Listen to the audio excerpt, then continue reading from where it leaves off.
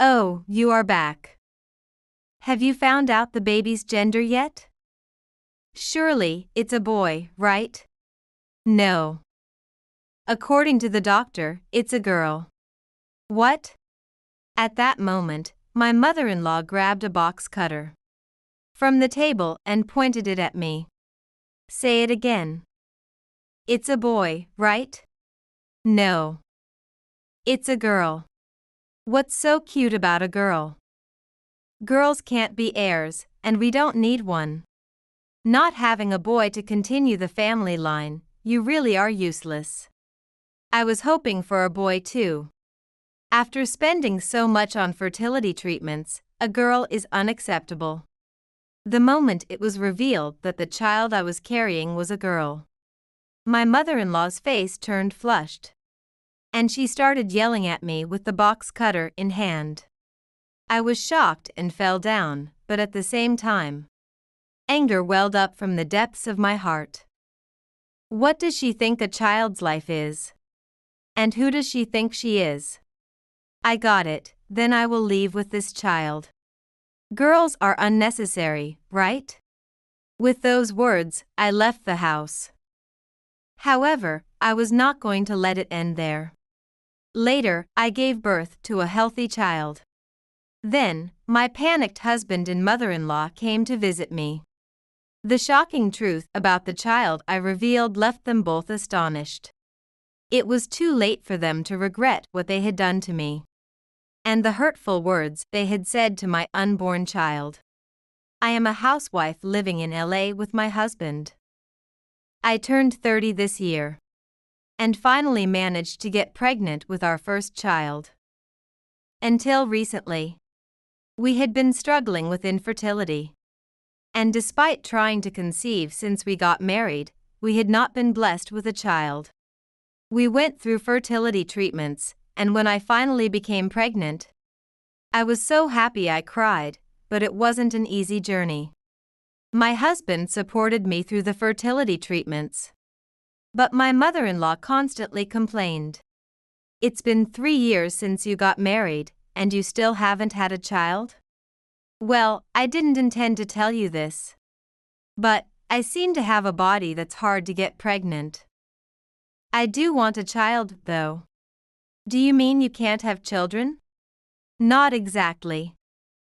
It seems to be difficult because of my constitution. I wish you could see it in a longer perspective. Every time I visited my in-laws, my mother-in-law would bluntly ask whether we still hadn't had a child or if our marital life at night was adequate. Since I was struggling with infertility, her words deeply hurt me, and I had discussed it with my husband several times. Although he talked to his mother about it, her attitude only worsened instead of improving. Are you undergoing fertility treatment? I hear it costs a lot every month. Is that true? Yes, so I'm also working part-time to support our household. As you get older, the chances of getting pregnant decrease and the risks increase. That's why I'm paying to increase those chances. You're causing trouble for my son with your body condition. Don't you feel sorry? Seriously, this is why. Day by day, my mother-in-law's behavior worsened, and I was honestly very stressed. Does this woman not have the ability to read people's feelings? I wish she could understand my situation a bit more and not add to my stress. However, my mother-in-law had no such kindness. Besides, pregnancy was a matter between my husband and me, and I wanted her to leave it alone. Her meddling was stressful, and that stress contributed to my infertility. She just wouldn't try to understand that and kept imposing her thoughts on me. I had almost given up having children. That's why, when I discovered I was pregnant, I was truly happy and cried with my husband. I quit my part-time job immediately and spent my days learning about childcare and what to take care of as a pregnant woman, growing the baby healthily inside me. However, those happy days did not last long. I'm coming in, okay? What? Please wait. Was the door unlocked? No. I had my son make a duplicate key. I wanted to be able to come and go freely to take care of you while you're pregnant. That day, I was feeling sick from morning sickness and was resting, when suddenly my mother-in-law entered through the front door, startling me. At first, I thought a burglar had entered, but it was actually my mother-in-law. Although relieved that it wasn't a stranger, I was shocked by her announcement that she had made a duplicate key. I didn't hear about this duplicate key being made. There's no need to report everything, right? I am family, after all. Isn't that natural? Family. Since you don't live in this house, a heads up would have been nice. My words seemed to irritate her quite a bit, and she visibly soured. But why would she make a duplicate key without my permission when it's and my husband's house? My mother-in-law, and to some extent my husband, was at fault here. Although it was too late to do anything about the key now. I thought about asking for it back, but she stubbornly refused. Does she think this house is hers? I could only sigh. From that day on, my mother-in-law started coming to our house almost every day. On my husband's days off, she often stayed over, virtually eliminating my privacy. I wish she wouldn't just do whatever she wants. And my husband should realize that this doesn't give me any peace of mind. The stress was already significant, but there was more to come. Why don't you cancel this house lease and live at your parents' house? When the baby is born, you'll be visiting your parents anyway. What? What do you mean? I mean, our cute grandson will become the heir to the family home. And he'll also take over the company my husband runs. What does she think of my child? I know that the company is doing well, and that my husband is expected to be the next president. Thinking about the future, we'll need a successor. But my mother-in-law's self-centered attitude has really angered me. It's understandable that there are differences in thinking and values due to being born in different eras. However, I couldn't suppress my anger at her comments. That seemed to disregard my child's voice. Your mother has been quite persistent lately. She comes to our house almost daily, meddling in matters like succession and education. It's driving me crazy with stress. Well, it's her way of caring, so don't say anything too harsh. It's also true that I genuinely wanted children, but I thought we needed an heir too. If my father passed it on to me, and there's no one to take over after me, that would be problematic, right? It was unexpected, but my husband shared similar views to my mother-in-law. It irritated me how they both thought of our child. My mother-in-law continued to bring kindergarten pamphlets unasked, and seemed eager to interfere in the education when a child was born. It's worrying to think about the future. Yet, the child in my belly was growing healthily, and on that day, we went to the hospital and finally learned the gender. It was a girl. Honestly, I was happy with either gender, but the thought of shopping and enjoying fashion with a daughter made me grin all the way home. I was in a better mood than usual when I returned home, where my mother-in-law was waiting. Oh, you are back. Have you found out the baby's gender yet? I heard from my son that you'd find out today. How did it go? It's a girl. But it's not confirmed yet, though it's likely so. What? A girl. You're useless. I was taken aback by the change in my mother-in-law's face and tone. Indeed, she had always talked as if the child inside me was definitively a boy, wanting an heir. I never expected such a reaction just because it was a girl. Whether it's a boy or a girl, the birth of a child is a joyous occasion. Yet, it seemed she only thought of my child as a mere tool. Useless? What do you mean? Why can't it be a girl? What? Of course, it can't be. Girls are just money pits, we don't need them. Even if you spend money raising them, they just end up marrying off, it's pointless. Producing such a money pit, you're nothing but useless. My child is my own, it's none of your business. Besides, I don't plan to rely on you for financial support. We have a succession issue in our family. An ignorant woman like you should not interfere. In today's era, it's wrong to make someone an heir just because they are the eldest son or a male. Children should have the right to choose. Things are different from the past. Why can't she understand that? I've thought about it many times before. But my anger was uncontrollable towards my mother-in-law, who only saw my child as a tool.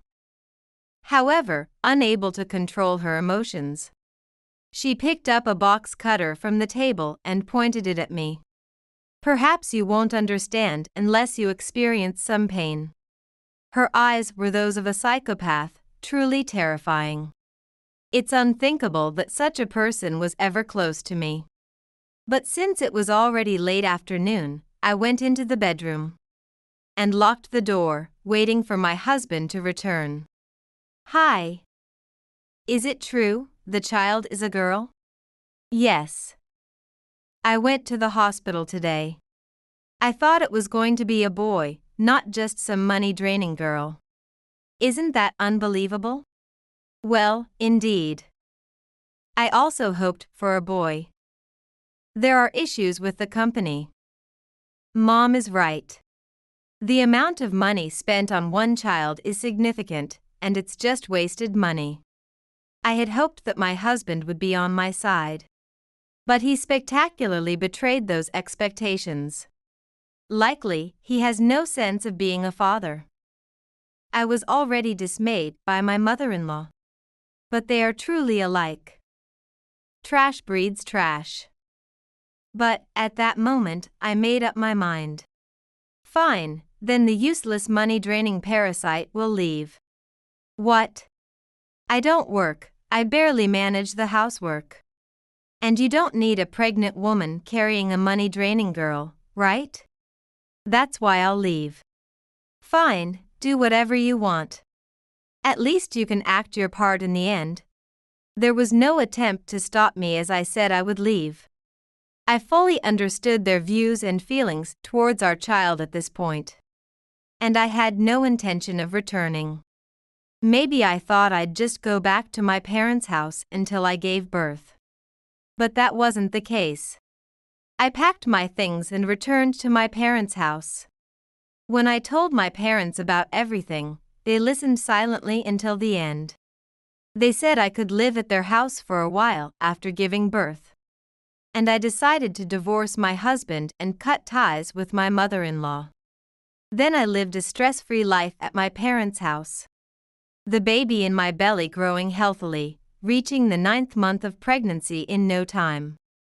New facts had emerged during that time. But I had already decided to divorce, so I didn't contact my husband at all. Then I gave birth to a healthy boy. That night, I was discharged, and the next day, as I began a happy life with the little life that had come into this world, my husband and mother-in-law unexpectedly visited my parents' house. It's been a while. Is it true that the child was born? I heard it was a boy.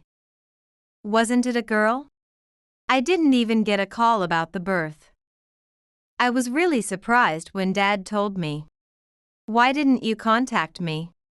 If it was a boy, we would have celebrated grandly. Initially, it was thought to be a girl, but as the pregnancy progressed, it turned out to be a boy. The only person who was genuinely happy when I told them over the phone that I was pregnant with a girl was my father-in-law, to whom I had revealed everything. I had also informed him about the birth. And my husband probably heard everything from him. But their audacity to come now Just because the gender was different wouldn't change my feelings. It's a boy, so what? So what?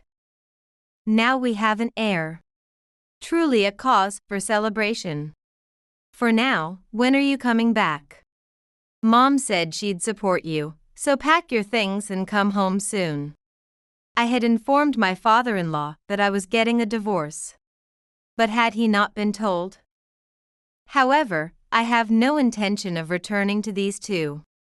Wait a minute. Before that, I need you to sign some documents. Here they are. What? What is this, a divorce petition? That's right. I'm going to divorce you. What are you suddenly saying? How can someone who judges a child by gender and calls them useless be a father? I can't live with such a person. You didn't even contact me when I left. You've never fulfilled your duties as a father or a husband. So can you stop pretending to be involved only when it suits you?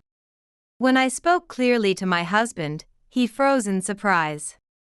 I think he finally understood what he had done, but no matter how much he regrets it. The lost time won't return, and my feelings won't change. With such a husband, I wouldn't let him touch the child, let alone show him. So, will you sign this and leave quickly? If you stay here any longer, it will be a nuisance.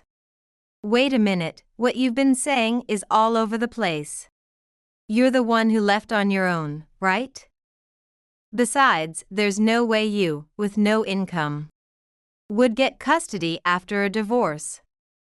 Stop talking nonsense and come back.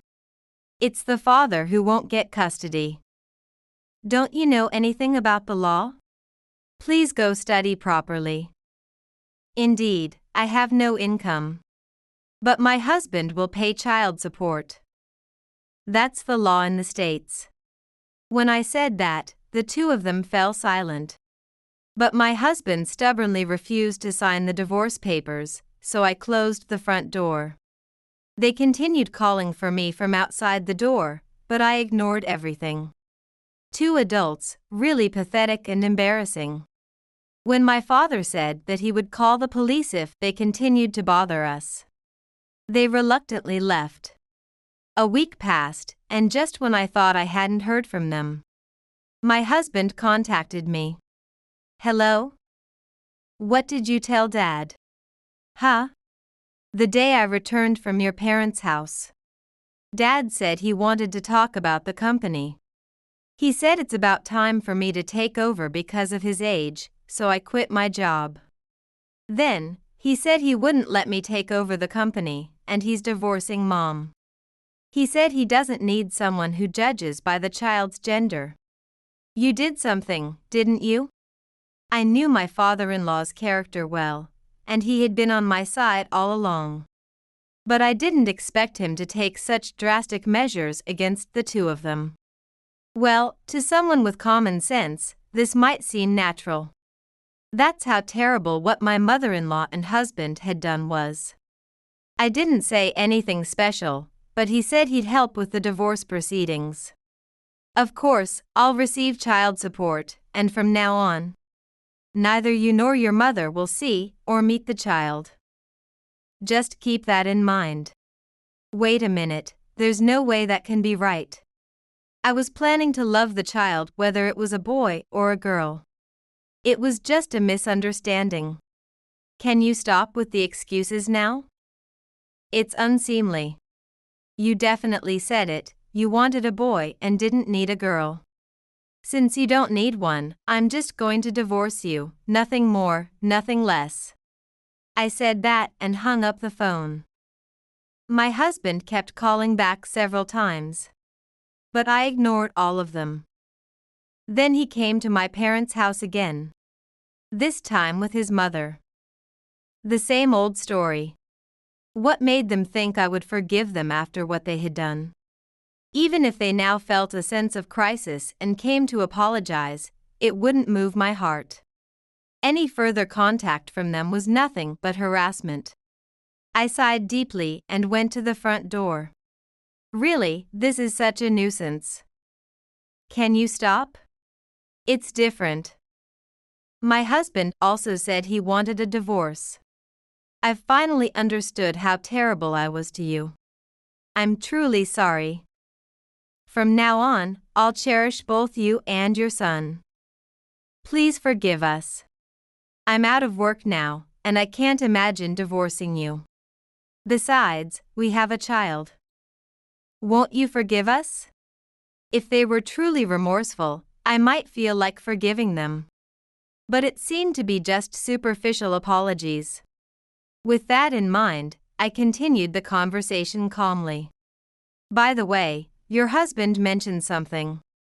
He said he can do household chores himself in his old age. And he doesn't need a useless money drainer. Isn't that why he divorced you? What? And a husband who doesn't earn money, can't do household chores, and doesn't want a daughter is not someone I need. I'm not kind enough to live with someone who is completely useless. When I bluntly said this, the two of them looked down and fell silent. Why were they so downcast when I only repeated what they had said to me?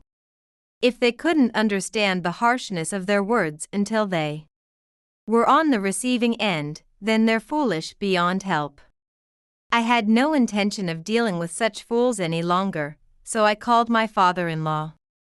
It seemed he gave them a serious scolding, and they finally left my parents' house.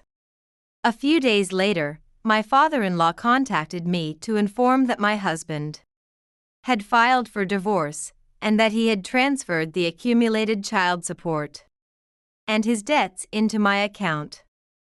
The child support payments were indeed made to last until my son turned 20, and the divorce papers were properly filed.